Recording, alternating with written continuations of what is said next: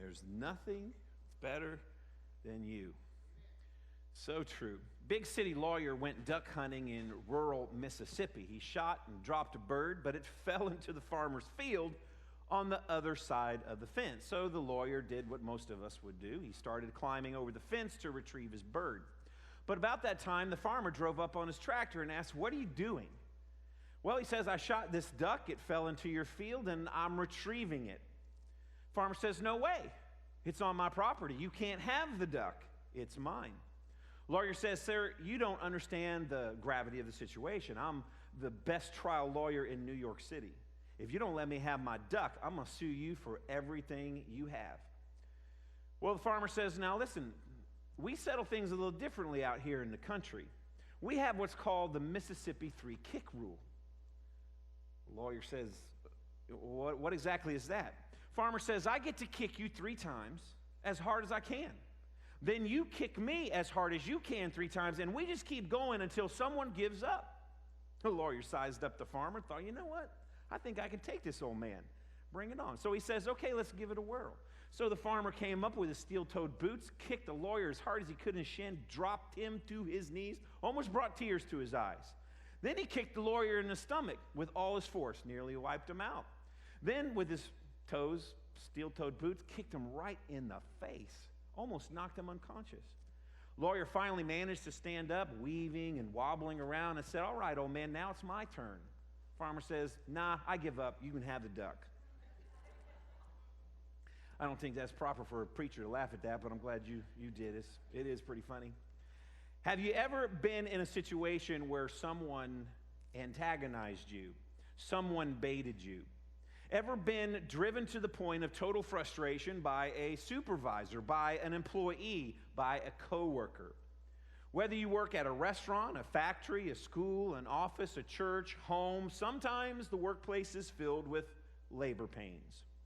Today we'll discover God's perspective on how we should treat an employer, how we should treat employees, how we should treat coworkers.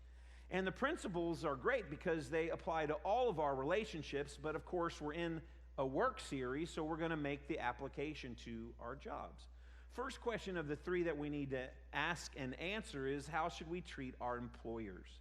And the answer is, we must respect them. Ephesians 6. "Slaves, obey your earthly masters with respect and fear, and with sincerity of heart, just as you would obey Christ. Obey them not only to win their favor when their eye is on you, but like slaves of Christ, doing the will of God from your heart.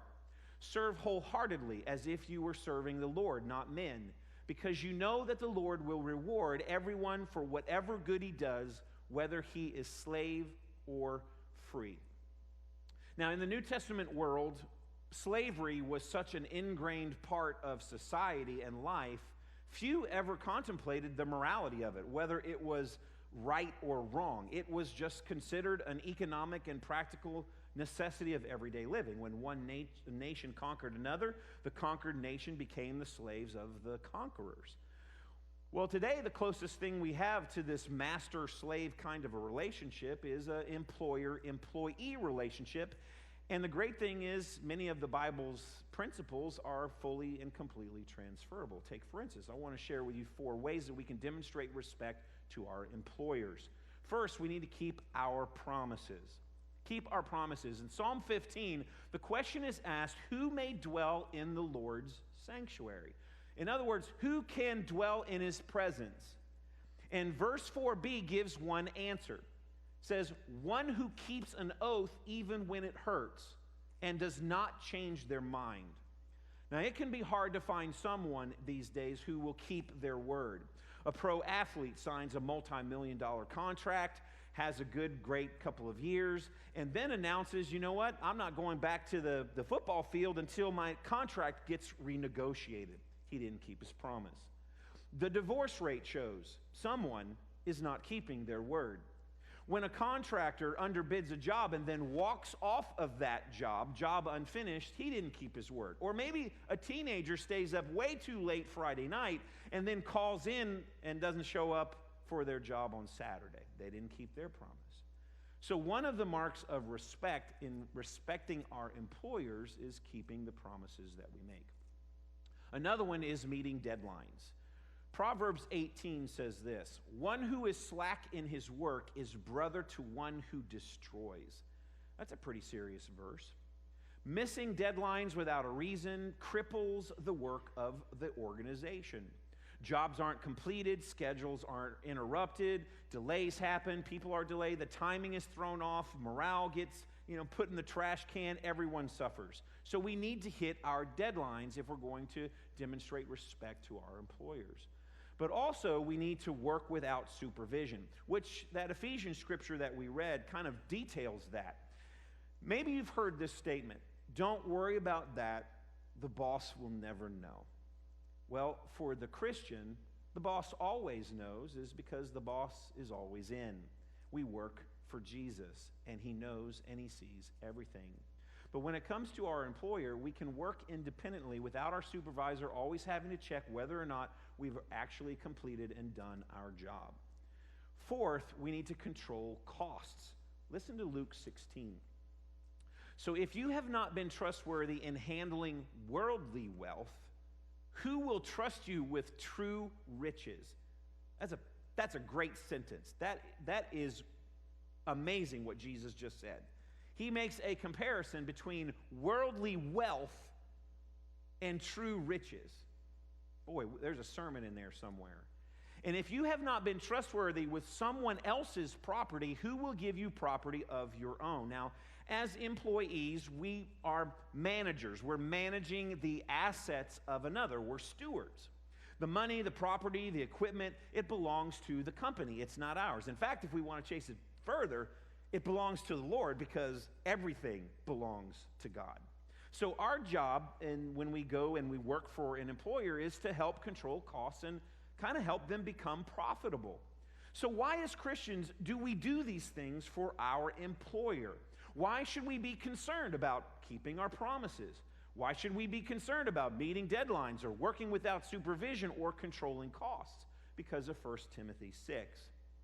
"All who are under the yoke of slavery should consider their masters worthy of full respect, so that God's name and our teaching may not be slandered."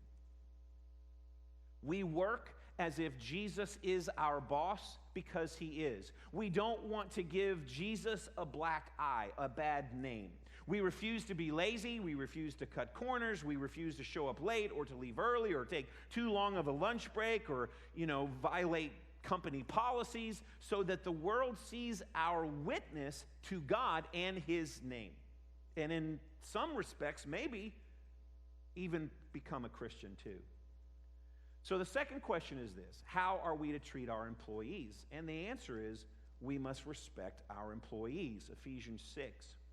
"And masters, treat your slaves in the same way. Do not threaten them, since you know that he who is both their master and yours is in heaven, and there is no favoritism with him."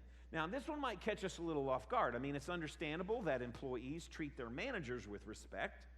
But what's this about respecting people who actually report to you? I mean, this is where our faith causes us to kind of look at the world from a different perspective than the world's perspective. Now, it's easy to understand respect for the person above us. They've got a bigger title, they make more money, they're better well known. But Christians are called to value all people. Everyone has worth and is worthy of respect regardless. It doesn't matter whether you are a janitor or the president of the United States, you are made in the image of God and you're worthy of respect. And so here are 3 ways that we can demonstrate respect to our employees. First, we need to be the example, not the exception. Being the example, not the exception. Enron became synonymous for the abuse of power. According to documents back in the early 2000s,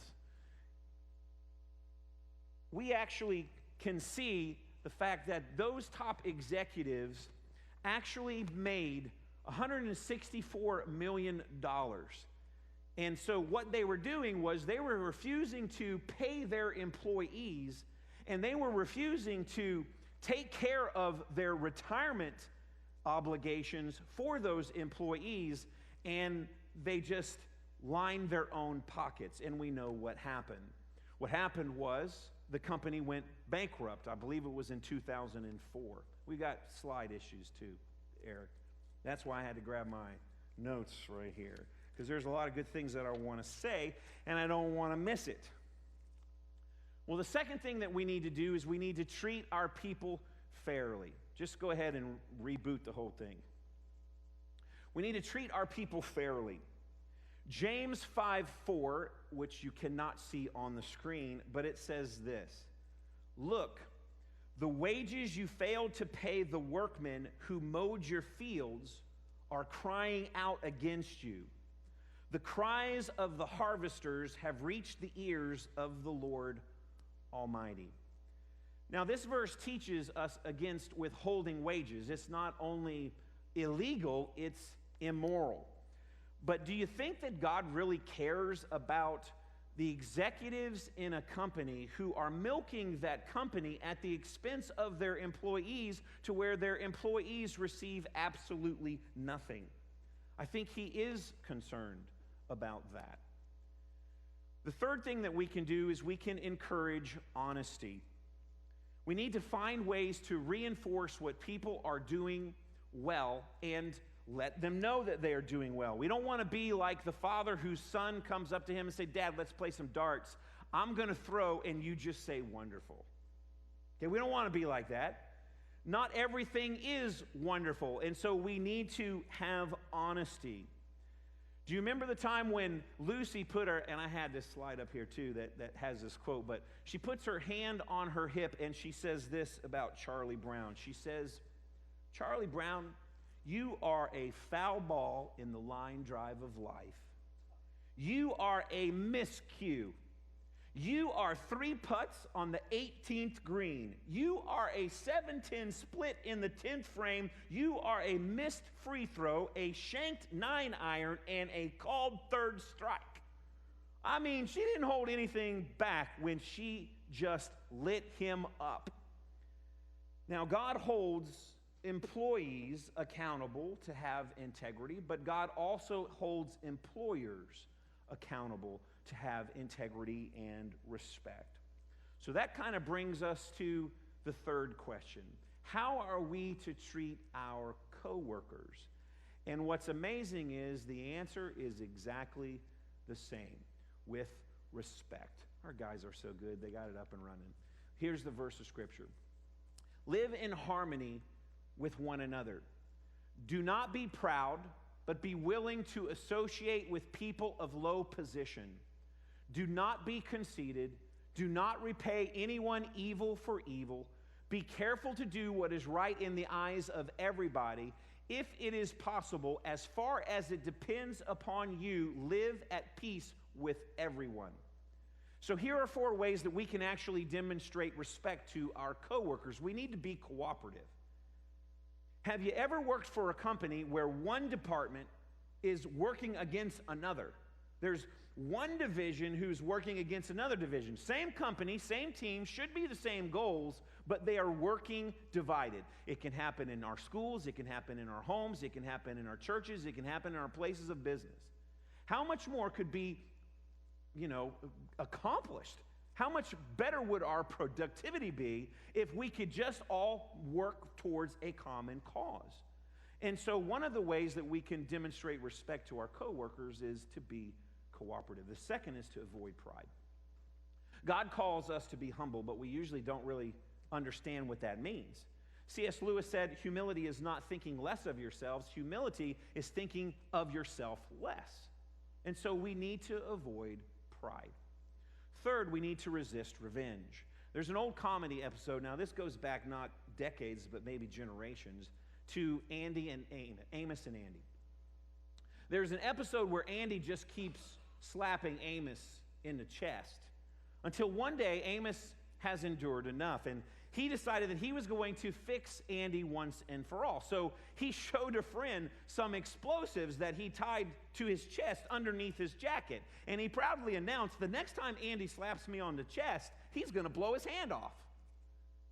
Well, poor Amos hadn't really thought through the implications of getting revenge. Revenge is always more damaging to you than it is to the other person. So it needs to be resisted. Fourth, we need to seek peace.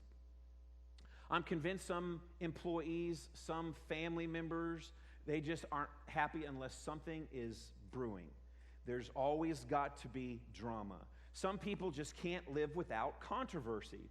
When President George W. Bush was actually the governor of Texas, he came into office at a time of great difficulty, and the legislature was actually run by the opposing party. Well, he met very early with the majority leader of the other party in hopes that they would be able to reduce the conflict and have cooperation and work in unity. Well, rumor has it that the meeting, completed and there wasn't anything accomplished. There was nothing that the two could build on. And at the meeting's end, George W. Bush grabbed his political enemy and planted a big kiss on the man's cheek. The red-faced man, he stammered and he said, "Why did you do that?"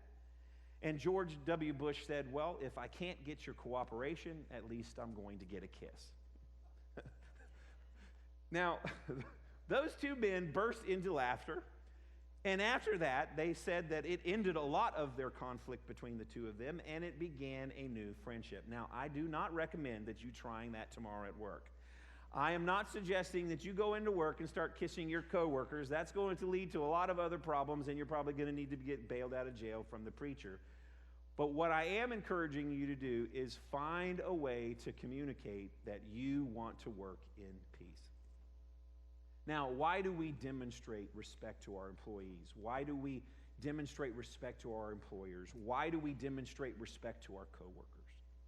The reason is so that people will listen to what we live. They will listen to how we live. They will listen to what we say about Jesus. We do these things so that he gets the credit and the glory for our lives. It's not about what I can do, what you can do. It's not even really about what we can do. It's about what he can do. And we want to have the opportunity in our workplaces, in our everyday lives, to share Jesus with the people that are a part of our world. And so I pray that you will truly look at your own life and say, how can I demonstrate respect through my relationships so that God receives